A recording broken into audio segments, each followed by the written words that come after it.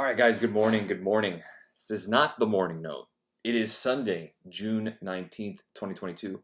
My name is Carlos Garcia, founder and CEO of G.A.R Capital. Just wanted to do this quick video because I had a lot of questions yesterday. Long weekend, no market tomorrow. Crypto is always on, so we know the drill. So when I say weekends are for crypto, it's for better or worse. That means I'm always watching, always. Welcome to the Bloomberg terminal. If you guys are new, you guys know that I just got it. I'm still working on some of the other great features of Bloomberg. Think of like the Library of Congress in terms of financial news, analysis, charts, everything. I'm a kid in a candy store with this thing. Sometimes I may get a little overwhelmed with Bloomberg, but I've locked down a couple of things as I learned as I go. In terms of how life goes, Monday through Friday, I'm trading. Or researching. Weekends, I like to use the Bloomberg. I do use the Bloomberg and retweet headlines for you guys, charts for you guys on Twitter. So getting a boost now in Bitcoin. Hello. You guys are live to watch this, 19,720. If you guys saw the, whoa, what is happening here? We're getting some buys here. This is an intraday chart on Bitcoin versus the dollar. Now, when you do Bitcoin or any kind of asset swap, let's just call it, meaning you're buying something against something. You could trade Bitcoin against the euro, Bitcoin against the British pound, Bitcoin against gold, and that does matter.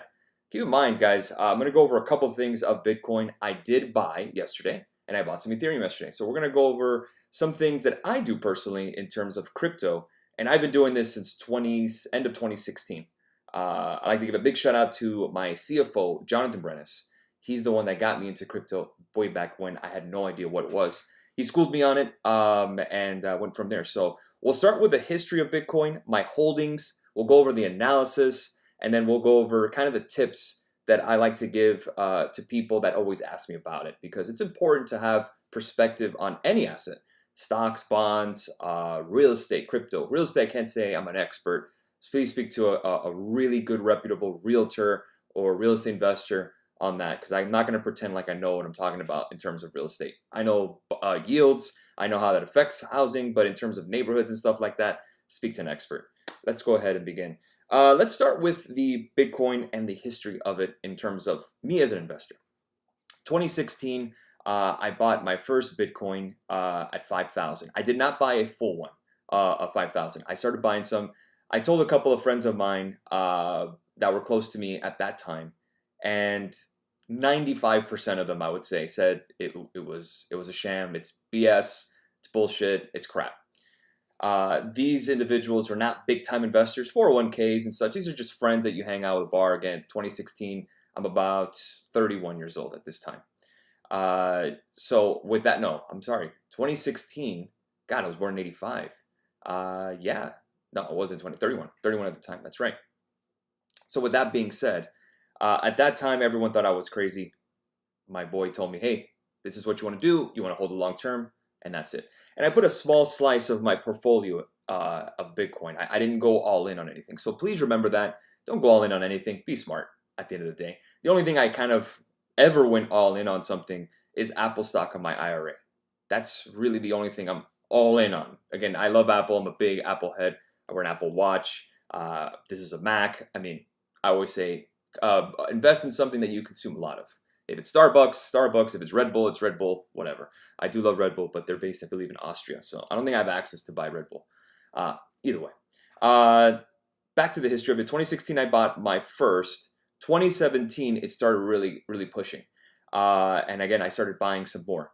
Right around 15,000, I tell my really good buddy, Adrian, he has Bitcoin, and I told him right around 15, all right, man, we've jumped a lot. Let's start taking some profits. He sold some. He took a trip. Congratulations to him. I sold some, put some money back into the business that you are now watching now. Most of the investments at that time, 2015, 2016, 2017, 2018, all that money was back into the company, hiring staff and all that stuff. So yeah, I guess you could say it was business related, but it was very nice. Again, I did sell some at 17. It got as high as 19, so I didn't get exactly the top, but we fell. And after that, it was pretty ugly for a while. I think with the lowest we got to was around 3,000. I didn't buy exactly there. Right around 2020, if you guys remember the investment club, investment seminar that we had, feel free to take a look at our history. When I talked about that 2,300 call in the S&P, Again, you can call it luck, call it whatever you want, but that's when I started buying. It wasn't the exact bottom. I think the exact bottom was at 2188. We soared. This is from 2020, and then Bitcoin rose with it. So let's be clear. Bitcoin, to me, is not a store of value. Bitcoin, to me, is not an inflation hedge, as we can see. Bitcoin is a risk-on asset that is pretty much a proxy of the NASDAQ. There's no secret that when the Fed increases rates, Bitcoin gets affected. Just like a tech company, just like any kind of rate-sensitive stock out there or asset out there. So Bitcoin is not some, where people say it's like digital gold. I guess in terms of scarcity, since there's not make anymore, sure. But at the end of the day, the other side always says, well, it's the greater fool theory. It's whoever's going to buy it after you. Well, you could say that about anything. You could say that about gold, Pokemon cards, Beanie Babies, whatever. Again, you're buying something with the assumption that it's going to gain in value. If not, you probably wouldn't buy it. Unless maybe you live in it like it's a house or a car. That's something different. Bitcoin we don't drive. Bitcoin we don't live in. Bitcoin doesn't give us a dividend. Bitcoin doesn't give us voting rights. None of that. It's just an asset. Gold has no dividend. Gold has no voting rights. It's just an asset. I do also own some gold coins, and they've held up pretty well in terms of this market volatility. But again, let's be clear. Bitcoin is not a store of value. It is not an inflation hedge. It is a proxy to the NASDAQ, a risk-on asset. When times are good, Bitcoin's going to do well. When times are bad and liquidity is down, Bitcoin's going to be bad. So now we know what Bitcoin is. Let's go over how I run my Bitcoin. How about that? It's a little easier. So the first thing I want to show you guys, it's connected now, but again, I don't know if you can see it. I have a Trezor wallet. If I disconnect it, it's going to disconnect everything. It's about this big. I bought this a couple years ago. I wish I could disconnect it, but again, because I'm showing you, I'll disconnect it afterwards. This is the Trezor wallet. I do not own the bulk of my Bitcoin in my Coinbase account. Call me a little paranoid, but again, you never know what happens to these brokers. We saw that with Celsius, where they just lock down your account and you can't do anything. So again, you want to put it in a wallet. If you don't own possession of your coins, they're not your coins. If you give it to Coinbase and they're holding some, again, that's really up to them. I'm not saying they could just sell it against your will, but again, you don't have complete control, and I kind of like control. So let's take a look at Bitcoin here. You can see most of the times I've transferred. This big one here, guys, keep in mind Bitcoin is just an asset, like I've said. I have sold one. I've sold one Bitcoin to buy the house I'm living in. So again, I have made some profit on Bitcoin. I think I sold it around, I think it was at 50. So I sold some, and I sold one and got out, and I moved the rest into Coinbase, thinking that we were going to go to that 100,000 level. That's exactly the level I wanted to get out. We didn't get there. We got to 70. So I moved it back into my wallet, as you can see here, about 91,000 received. And you can see now I have about 2.16 Bitcoin. I used to have 3. I do dollar cost averaging. Same with Ethereum. As you can see here, this is just what I'm holding. But again, I sold one Bitcoin to buy the house, which was a pretty smart idea. I would say so, because I love my place. Let's go to Bitcoin. Bitcoin I did buy yesterday. You can see here, timestamped 18,277. I sent it over to Investment Club. Again, not a ton of it. Again, nibbles. Let's just call it nibbles. And I said nibbles the word many times in 2020 when we had a bear market during COVID, where everyone thought the world was ending. So again, I didn't pay a fee here because I do have something called Coinbase. I think it's some kind of Coinbase One, where they don't charge you, but they charge you monthly. I'm okay with that. Again, I do like buying every week. So again, it pays for itself. You can see the price right here in front of me. 18,277 is where I bought. Only $1,000 worth a nibble. But again, you can see, guys, I've been doing this now $48, $50, $50 for a while. You could see it. I mean, as I go down. So I've been in Bitcoin dollar cost averaging for years, I would say. And again, it just works for me. I think it just makes it easier for someone to look at this asset and not worry. Just accumulate. That's what I want to do. I want to accumulate and just move forward. So that's what I have. Let's go ahead and remove the Trezor so I can show you how it works. Let me go ahead and get out of here. I just clicked it off. Here it is. I just disconnected it. Let me go and make sure that you guys can see it. Here you go. This is a Trezor wallet. Let me make sure that you guys can see it. I'm gonna wait till I see my screen. Here you go. This is the Trezor wallet. You don't need anything bigger than this. Keep it in your safe, somewhere safekeeping. It comes with a little booklet of passkeys that you have to set up. You put your PIN number, it's USB connectability, and with this, you are in control of your digital assets. It does hold Ethereum, it does hold Bitcoin, it does not hold my other stuff. So if you wanted to look at my other stuff, here it is. Go to assets on Coinbase, and you see I still have the graph. I still have, guys, I'm still holding. Nothing has changed. Hell, I even have a Luna. I bought only $1,000 with Luna. That thing doubled and it fell. This is why you nibble. This is why you don't go all in on anything. So I recommend Trezor Wallet. You can go on Amazon. Let's go ahead and take a look. I'll even show you exactly what to do. We'll go to Amazon here. We'll type in Trezor Wallet. And again, shout out to Jonathan for letting me know about this. Again, you have different ones. This is the one I have, the model Trezor 1. You can have it in color. You can have it as this. You can have it however you want. Just make sure that it's password protected with dual layer identification, which is where it uses a PIN number, some kind of a password. Again, you want to protect your assets. This is basically as good as cash in a sense, because if you lose it, it's gone. And this is about, I don't know, $60,000 worth. So you're damn right I'm going to keep it in the safe, right? Anything that's important in your life, I get social security cards, birth certificates, passports, exactly the same. Your wallet, you want to keep it safe. This is no different. Keep it safe. I highly recommend you get this on Amazon. It's like about $80. If you have a small amount of Bitcoin, I would say sub 10. It's not really going to matter. You can put it on Coinbase, or maybe sub 5,000 total of assets, fine. But spend the $80. Make sure that you're safe. Remember, if it's not in your possession, if it's not in here, it's not your coins.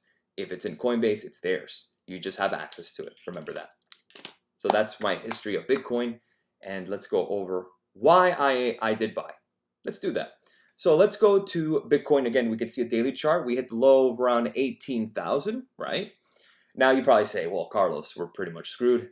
So again, you have the idea here with Bitcoin is that it's either going to go to zero or you absolutely hate it and it's trash. Warren Buffett, a lot of hedge fund managers saying it's trash. I wouldn't buy it. All of them for 25 bucks.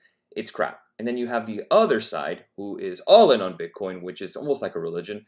They go to the conventions. I don't know what they talk about there. It's all Bitcoin all the time. Laser eyes, you name it. I'm not that guy. I'm more in the middle where, again, it's just an asset. I'm just here to make money. Bitcoin is not central part to my life. I really don't give a shit. And then the other side is I'm not totally against it because there's a way to make money with it. And I have made money. So again, I do like Bitcoin long term. Now let's go over this chart. Again, 18,000 below. We can go ahead and let's go ahead and bring up a chart that I want you guys to see. Now you probably see this as a little different. This is what we call a log chart, log scale, or logarithmic chart versus a typical linear scale. What is a linear chart? This would be your linear chart. If I go to a 1 year, pretty simple, right? It's all based on the y-axis, which is on your right-hand side.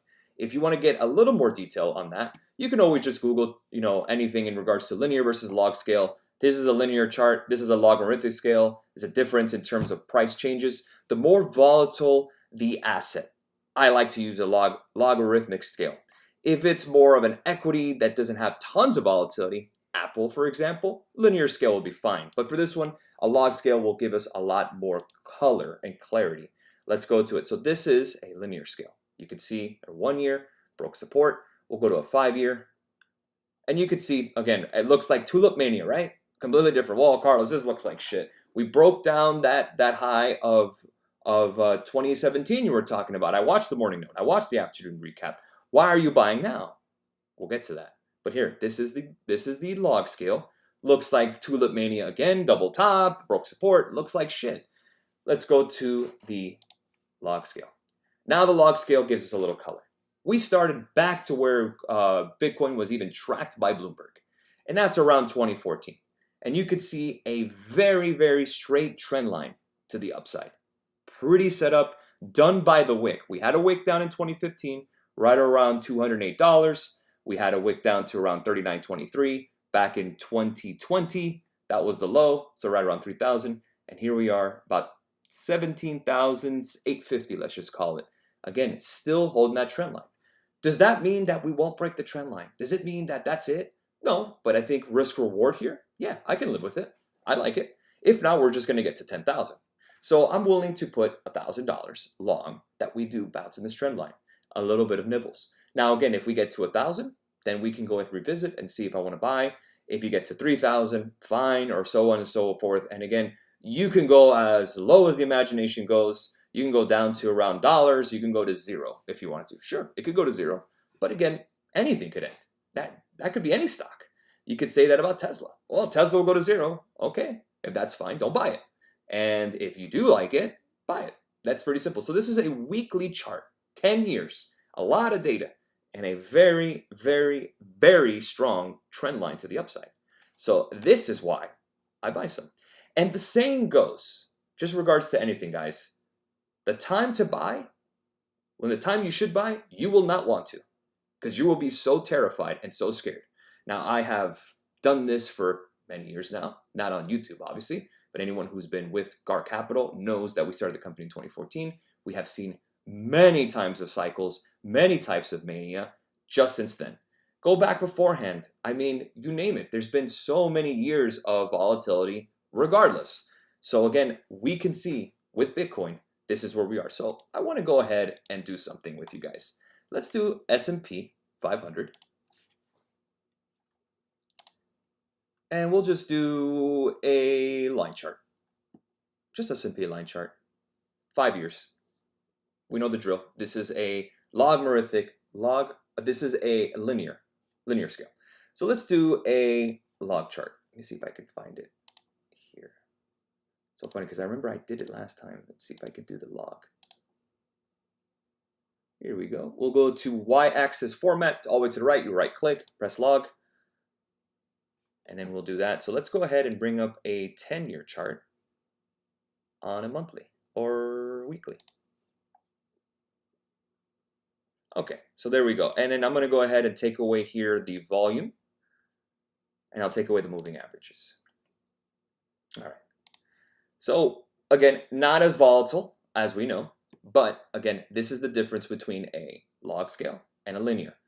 Different, same charts, same exact prices, just different looks. I just wanted to show you that. So we can go to high to low.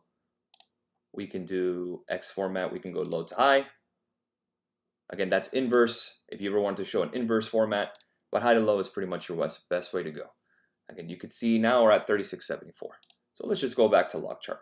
Now you probably say, well, Carlos, the chart doesn't look as nice the way Bitcoin does. Correct. If we were just doing a trend line based like how we did with Bitcoin, we could do that. We'll go to annotate, bring up a couple lines. Actually, let me go and bring up this, and we can start from this level. We can connect it, but you could see that it's not as protruded. It's not as perfect. Again, we had the breakdown. So if we go just based on this, again, we don't have a nice line that we can use here the way Bitcoin does. So again, you can go by, 2018 lows, you can go by 2016 lows, you can go by 2020 lows. If you're going by 2020 lows, you're saying that we're going to revisit some of those lows on that trend line. You're going to get to 2,700. If you say, well, we're just like a bear market in 2018, then you're probably going to get to right around 3,400. And 3,500 is where I want to buy anyway, so that's pretty much my contention on that. Yes, we had a breakdown in 2020. I'll consider that just the COVID breakdown, something that no one prepared for. It wasn't a macro event or any kind of systemic issue. It was a virus. So again, if we just kind of stick to this trend line, log scale, like Bitcoin, 3,400 seems about right. So again, if you kind of want to, I will keep this, take a photo of it, and I'll send it to myself. And then I could just airdrop it to my guys or my team or the members, and we can just do this. And that's a pretty good setup. And then what I can always do is just save it. So we can just go to Actions. We'll go to Save As. We'll go to SPX here. And the reason I'm doing this is to give you guys at least a little bit of clarity on how I'm watching these charts. So I already opened S&P, and you can see that I'm set. Back to Bitcoin. Okay, this is your linear chart. Looks like crap, right? No technical basis that you can do about it. But I did a log chart, and you can see right to the actual nose. We actually bounced. Does that mean that the worst is over? Absolutely not. But hey, we're getting close to 20K. Maybe we bounce. I'm willing to bet that we do. So again, I bought my little bit today. If we go a little higher, maybe we break 30,000, I'll add a little more and we'll go from there. But I'm still dollar cost averaging. I usually do 50 bucks. I did 1,000 this time. I haven't bought more Ethereum. Ethereum does not have the nice sexy chart the way Bitcoin does, but a rising tide lifts all boats. I do like both. So we'll go and bring up Ethereum too. Let's go to an intraday price chart. And we know that if one moves, the other one's going to move as well. Look at this. This is just on a tick chart. Again, we're starting to move higher. If we can recapture 20K, I'd be a happy camper because I bought around 18 something. Doesn't mean I'm going to sell. Now we'll go ahead and close this video with the most important things, guys. If you are planning to buy this asset, whether it's crypto, Bitcoin, Ethereum, whatever, you need to keep in mind that if you need this money within 5 years, don't even waste your time. Don't waste your time. Don't trade it. Just own it. That's it. Now, again, it's just an asset. Let's say in 5 years, you get where you want to be and you want to sell it. Do you want to hold or sell it? Sell it. Sell it. Sell it. What makes you happy? Let's say you bought and you're part of Investment Club or Instagram and you said, Carlos, I bought tons when you bought at 1800, 18,000. I'm almost near at 20,000. Should I take profit? I always say if you have to ask, just sell. Get rid of it. And if there's any time that you do want to sell, guys, take your principal out. Let's just say we get to 25K and I really needed the money for something. I would take my principal out, the first 1,000, and I would leave the rest to ride. And that's usually a really good opportunity for those who are investors that kind of want to reduce the risk. And of course, you have different camps who are like, just let it ride. And some who are like, hey, let me take some profits short term. That's okay. But again, if you need the money in 5 years, I'm on a 5-year plan. You could see this right here. 2015, we had the bottom. We soared in about 2 years. In 2017, came back down here. So that's about a 5-year period. And after 2019, we're here 3 years later. Now, were we in 5 years is anyone's guess, but mine is that we hold this trend line true. The reason I wanted to do this video, guys, was to really give some color. I've been getting a lot of DMs, and I really wanted to explain to you guys exactly my thesis on it, why I think we're going to go higher. I do think that we're getting close to the bottom in the S&P anyways. I think we're way oversold. I showed you guys the S&P log scale, exactly how I'm basing it on. So right around 3392, 3400 would be the level I'm looking for S&P to buy. So 3500 was really the level, but again, 3592. So again, guys, anything changes, I will let you guys know on the morning note or the aftermarket recap. Thank you guys for joining me. I want to give a special shout out to all the great dads out there. Happy Father's Day. Enjoy your day. You don't have to grill if you don't have to. Enjoy your kids. And F1 is at 3 p.m. So I really wanted to get this video out the way. The Canadian Grand Prix. Go Mercedes. I hope Lewis actually can take a podium this year. And if you guys are F1 fans, enjoy yourselves because basketball season's over. Have a great rest of your afternoon, guys. I will catch you guys later. Thank you guys for joining me once again to talk about Bitcoin and what I think about it. Cheers.